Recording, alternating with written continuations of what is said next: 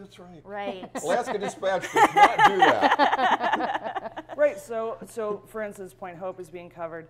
And we have a reporter in Point, Jill Burke is in Point Hope, you know, in the courtroom covering the trials as they're happening. Yeah, there is a concerted effort to go a different direction. But I know. It's uphill. I know. Dennis Zaki, the bloggers raised money last year, the Alaska Progressive Blog, to send him out to cover what was happening in Monarch with people not having food, not being able to stay warm. You know, weeks before Sarah Palin went out with cookies with Franklin Graham. So, which I know they were really high fiber and probably would have kept them full or whatever. But, you know, the sort of undercurrents of news organizations, they're not even organizations at all, but the blogosphere and the online communities seem to be taking these Alaskan issues far more seriously than the other ones, the NBC or ABC or CBS or well, I think that's true of a whole lot of issues, not only statewide, but nationally and internationally, because some of these smaller operations, and to be honest, Alaska Dispatch is at somewhat of an advantage here in that we don't carry that infrastructure. We can spend money on travel. We can send Jill to Point Hope. We're getting ready to do some other things that are going to be a little outside the box, whereas an organization like the Daily News, they've got to buy newsprint. They've got to pay those staff people every day. When you get down to making the, okay, what can we afford to cut? What is not vital? They almost always come back to the not vital thing is travel. And unless you send people to where those stories are, they're really hard to do on a telephone, which is how most journalism gets done these days, to be honest. And they also have an obligation to the immediate community. I mean, it's the Anchorage Daily News, and so there's a kind of fundamental, you know, cops in courts, obituaries, wedding announcements, and when you're down to a handful of reporters in your newsroom, you can't spare, you know, you can't send Kyle Hopkins out to Point Hope to cover this trial necessarily. And I mean, I really think that we're really fortunate in that, you know, we don't have a scanner in our newsroom, and if a bank gets robbed in Midtown, we don't have to go cover it because the Daily News is going to cover it, and so we can devote those resources to, you know, sending Jill to Point Hope or sending Rena to Juneau, or kind of looking at some of those stories that aren't getting told. So do you think it would be better if the ADN didn't have to be in paper? Well, I think it's okay. That's a sacred cow. I can't quite. No, I mean, you know, like the tactile. You know, you get the New York Times on Sundays, right? You have to. Yeah, you have to, because you can't do the crossword puzzle on the internet. That's dumb. That's not going to last much longer. The Kindle, the iBook, the iPad, this new device called JoJo that's about that thick coming out. Those things are going to change that. We're the newspaper, and I never thought I'd say this, but there's going to be like kind of a xerograph, if you can remember what xerographs were, like a couple sheets of paper so that people can still pick that up to take, you know, places you can't take a computer. But I'm convinced that we're right on the edge when everything flips and you're reading your news, taking your grocery ad on a little, you know, thing this size into the supermarket the way you carried the newspaper. Well, I'm sure there's a lot of trees happy to hear that. I want to come back and ask you specifically, well, all of you, about the accusation of liberal media. The accusation of liberal media. Yeah, I know. I hear it a lot, that the liberal media is destroying the country. Right, right. Yeah, that's what I thought. Anyway, I'm Shannyn Moore. This is More Up North, and we'll be right back.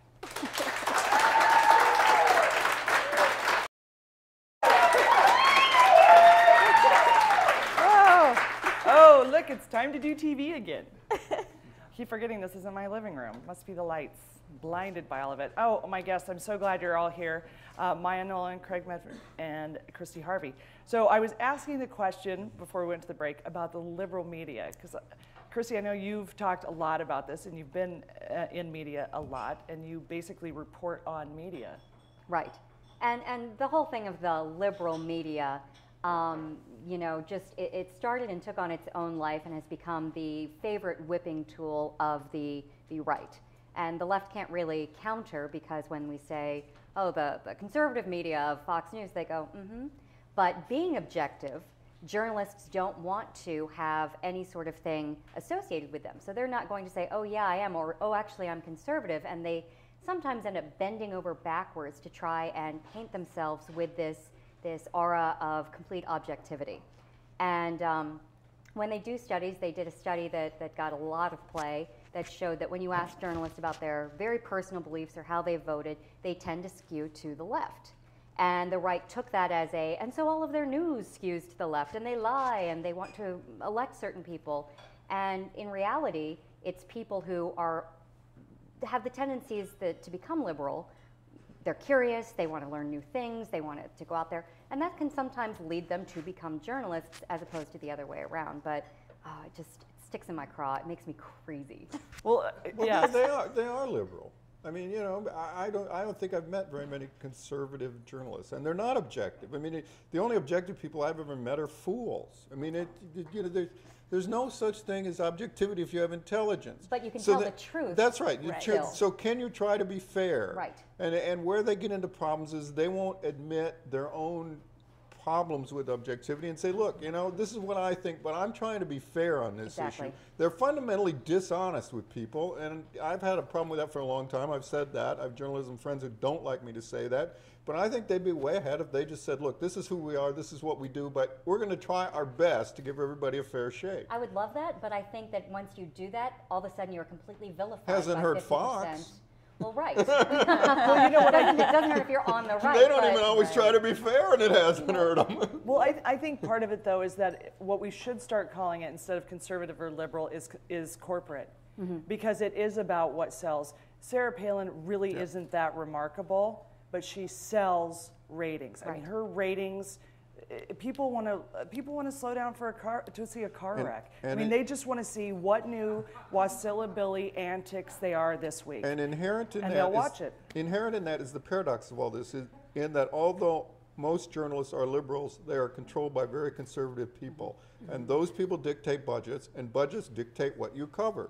Which takes us back to all the stories going on in Bush, Alaska, and all of that. It's very conservative people who don't want to spend money to do that, who have no interest in what happens to people out there, which is an even better reason not to spend money, and thus those stories don't get covered. And all of a sudden, we've got an agenda being set by very conservative people without anybody really noticing, because it's being done financially. And when it comes to news, well, we're not thinking in terms of finances.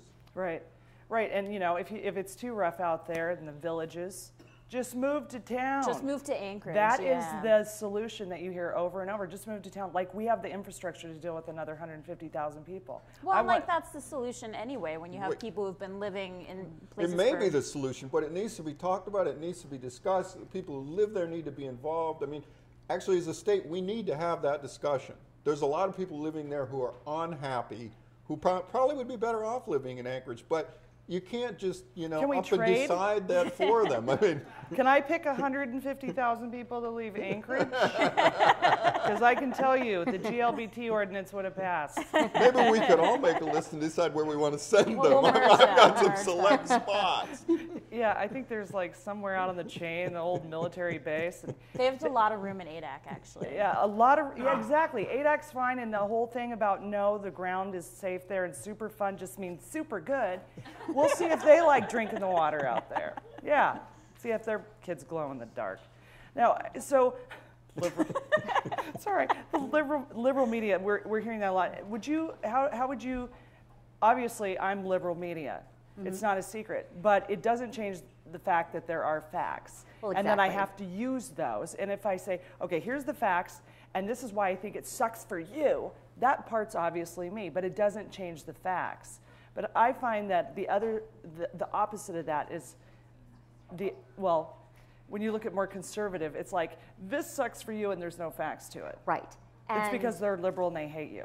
You know, we started our blog at Center for American Progress, my day job. It's called Think Progress, and I helped start it back in, you know, God knows how long ago.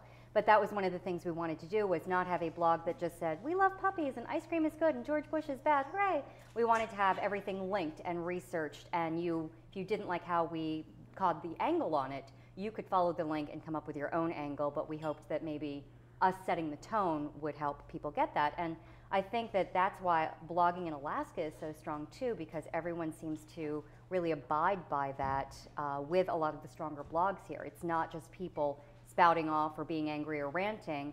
There is humor and there is some ranting, but there's always a nugget or kernel of fact that comes from there. Or really good pictures. Or really good pictures. Right. I like that. Cute little dogs. And yummy ice cream. But and our mayor with his hands on girls' bottoms. Yeah, go to my blog, shannonmoore.com. You can see it. Really.